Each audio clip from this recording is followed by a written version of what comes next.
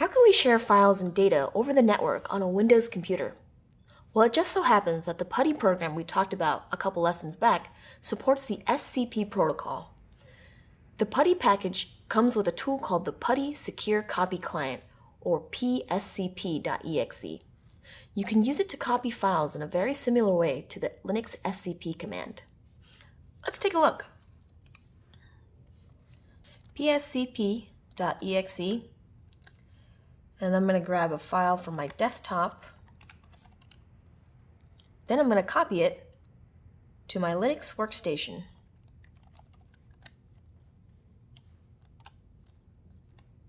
And then I'm going to add the location of where I want to copy it to.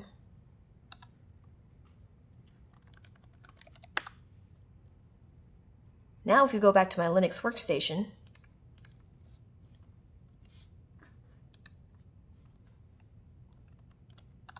we can see that it was copied. Using PuTTY or SCP to transfer files can be a little time-consuming, especially if you need to transfer files to multiple machines. As an alternative, Windows came up with a built-in mechanism to share files by using the concept of shared folders. Shared folders do pretty much what you'd expect from their name. You tell Windows you want to share a folder with a person or group of people, then drop some files into it. Anyone you've shared the folder with can then access those files. Sharing folders in Windows is easy. Just right-click on the folder you want to share, then mouse over the Share With option, and then pick specific people from here.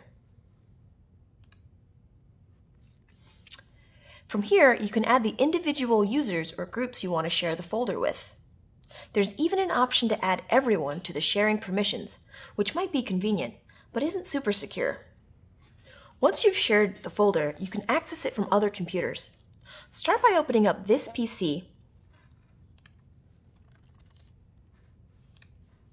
then going to the Computer tab, and from here you can map the folder directly to your computer with the Map Network Drive option.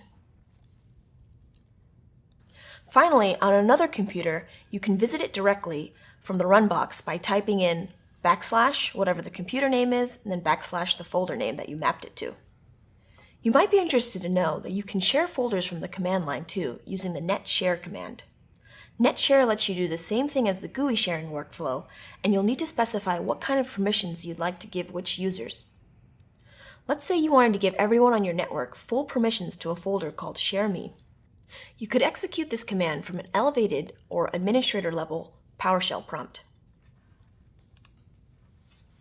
netshare ShareMe users